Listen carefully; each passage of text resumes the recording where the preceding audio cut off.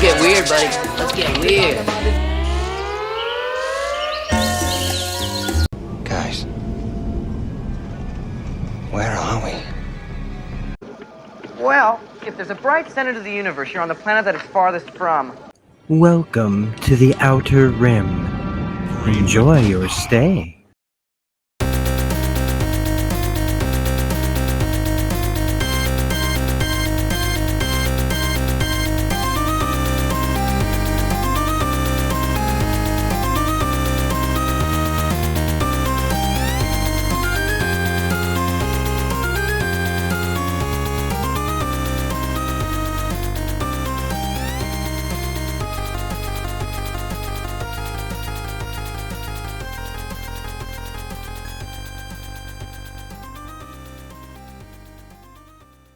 Previously on X-Men.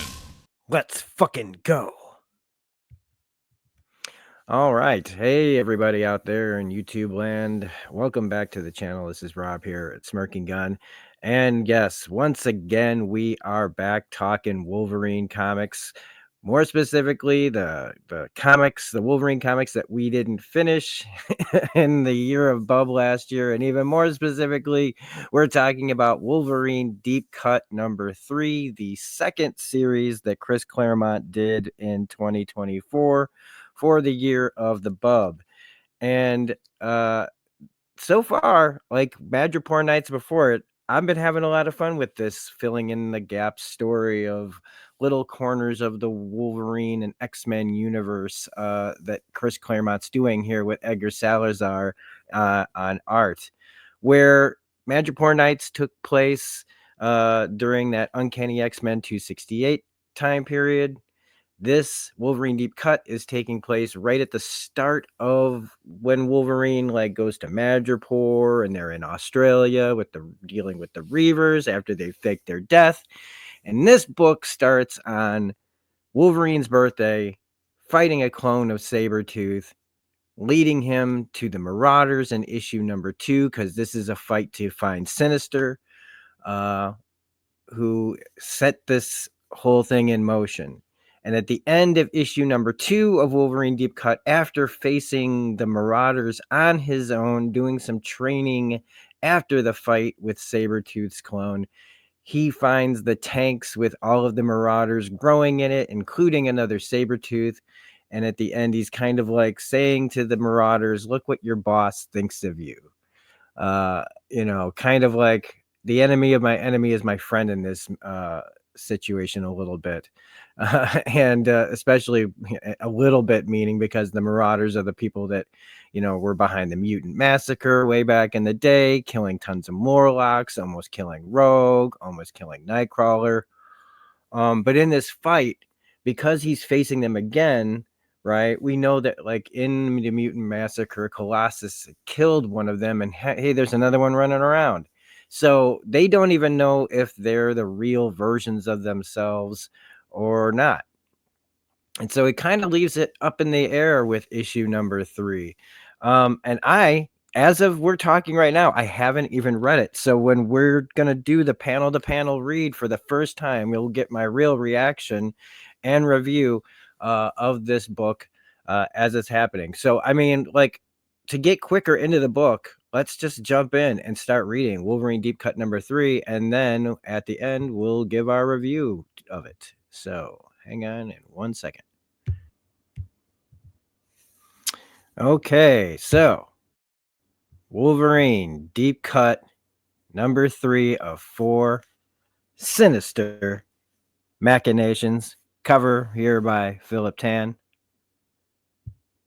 What's going to happen? Truth hurts.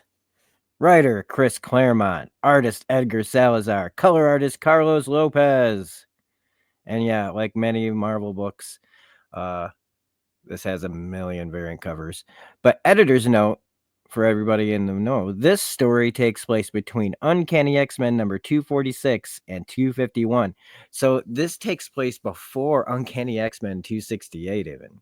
So this goes before Madripoor Nights. Crazy. Okay. Here we go. I'm considered a hero. Heroes don't kill. That's the rule. I'm no hero. My friends call me Logan. I don't have many of them. To everyone else, I'm the Wolverine. You hurt those I care for, or worse, I hurt you back, or I kill you. Whatever's needed to make sure it never happens again. Deep Cut, Part 3. I'm here to deal with the Marauders. Deal's a euphemism. I mean to end them once and for all. Starting with this band of clones. Clones are copies. They exist courtesy of a megavillain. Calls himself Mr. Sinister. He grabbed the original team. Has used them ever since to pop out copy after copy. Last time we fought, they almost killed 3 of my friends. That's not gonna happen again. Already dealt with one, Riptide. Now it's their turn. So we got all these guys, the original Marauders group, finding out like you guys are clones. Now, are they all clones? I'm not sure. Maybe a couple of them maybe survived some of these fights. Do they know? Do some of them know? Are some of them playing like they don't know? And so they're here confronting that. He's confronting them. And I thought maybe he was trying to make the enemy of the enemy my friend here, but he's apparently, I'm here to end you. And there's Sabretooth growing in the tank, and I think the real Sabretooth maybe. They look at me, see how I've been hurt. Figure they'll be the ones who'll win. They're fools. First these punks, then the originals. Okay, so he's saying that the originals are out there, and they've just been put here in his way. They don't know the difference. And that must be is that the originals? Because with Sinister, you never know, because he's got clones of himself up the ass. Been a while since I've staged a massacre. Part of me, the part that truly scares folks that'll never be a hero, is really gonna enjoy this. I'm not the only one. That is so creepy.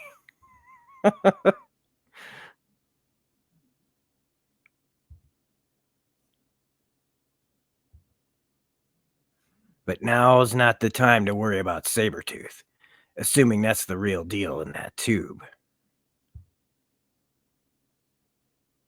Hey, Kiba!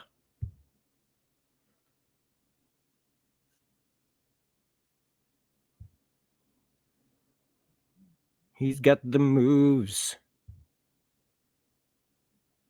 All right.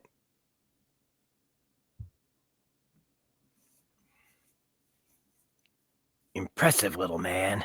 Lucky for you, I have other things to focus on right now. Got him. Slam. Nice to see the runt isn't quite as good as he thinks.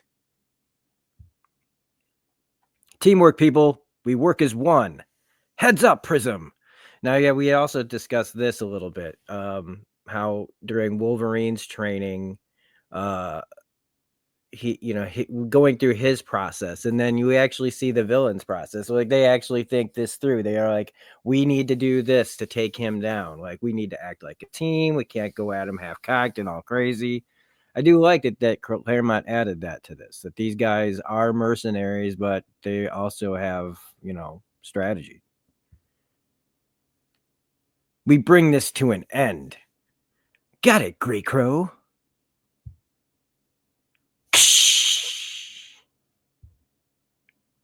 Slammo. Okay. Scoop. Wow, we're being like right on the nose. Blackbuster, what are you doing? We'll only beat him if we work together. This punk hurt me, Ark. I'm gonna hurt him back. until I hear him scream. And I'm gonna keep on doing it till he's dead. Listen to Arc-like, Blockbrain. At least then you might have a chance.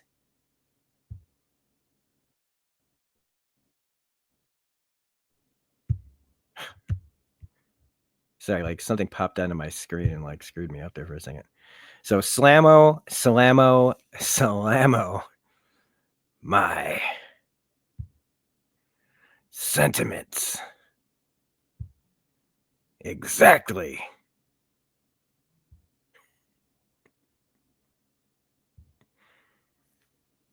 Told you so.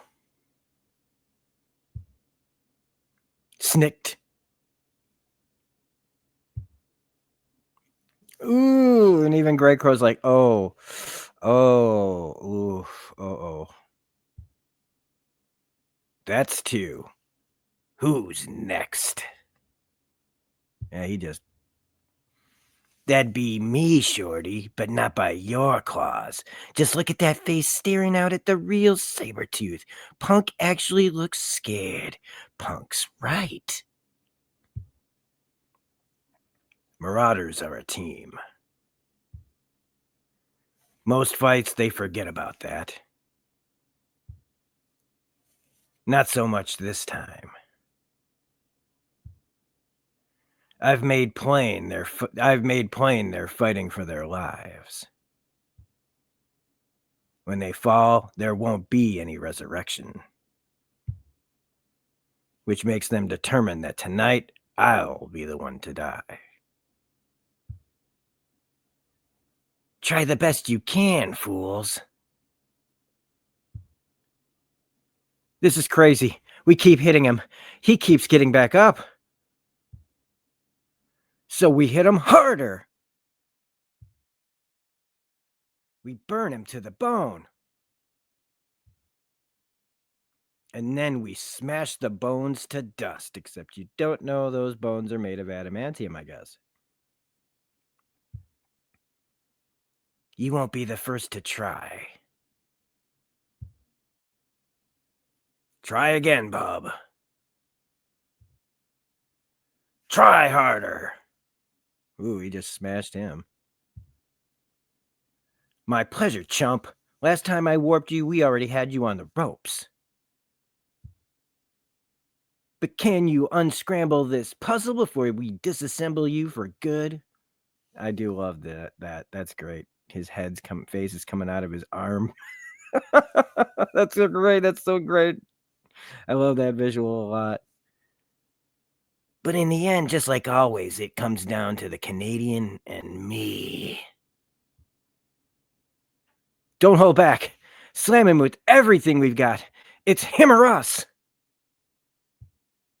I mean, kind of got a point there. This is our moment, Marauders. They try their best. He even gets it. I talk about knowing your body, better than anybody else. Which is pretty good. Oh my God, that's cool. Makes sense.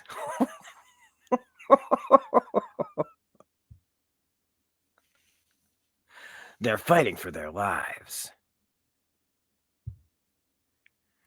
Now or never. Don't just slam him, Gray. Use a super sight. Zap past his bones. Burn out his heart. Smart idea, Arclight. Time to turn up the... Oh, look out! Should have had it sooner. Even now, these Marauders are still used to superheroes who play by the rules.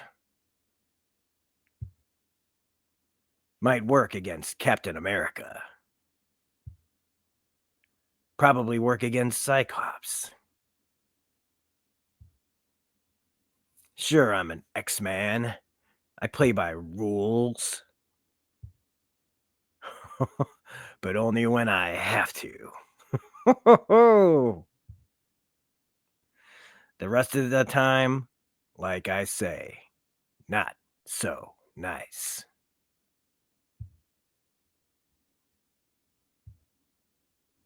This takes care of round 1. Me against the imitations. Now it's time for round 2. The original, the real Marauders, who look just as determined to win as the fakes. Suits me fine.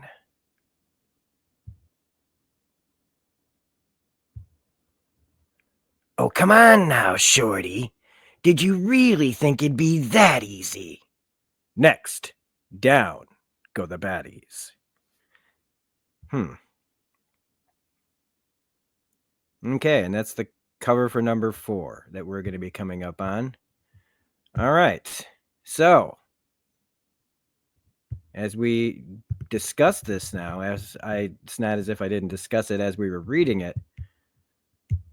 But okay. So I did not know that this would still be a Marauders fight. The cover on here just has Sinister and Wolverine. I kind of talked about this in the Wolverine Predator number 3 video I just put up about kind of misleading covers. It's still in that same vein, but Sinister is nary to be seen in this issue at all. I don't really mind it so much. It's just like as I read it, right, as a live reaction to it, it's like I wish they just would have put the Marauders on the cover, or some version of it, because this was just another big fight. First, he gets in there, he's doing the training. This is a very small scale story now, because now with issue number 4 coming out, it's just going to be that fight, and I'm assuming because Sinister's on that cover too, and he's holding Sabretooth in his claw, in his grip, that he's going to come back and basically, go, set everybody the way he wants it to be set.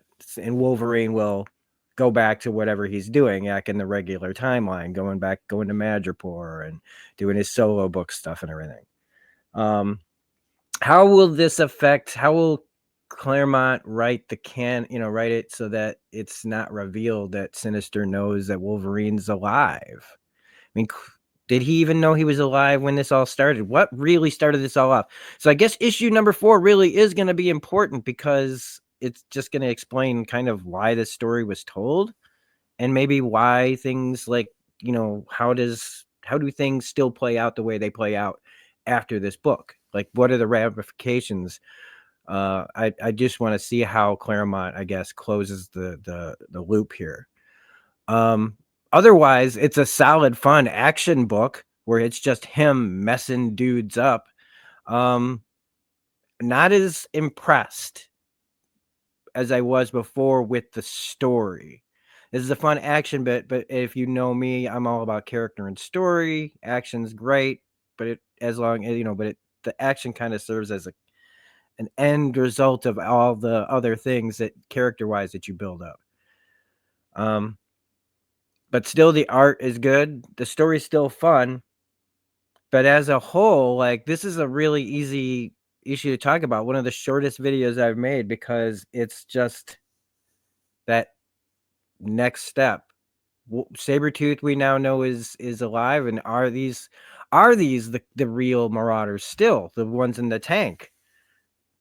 Was the original Riptide, or is he a clone of a clone? Like, how, again, when you deal with Sinister, you don't know who's real or not. And they did so much of that with Krakoa, and that was a lot of fun. And maybe that's why my train of thought is like always going to be like, who's even real for these stories? And that's all I really got.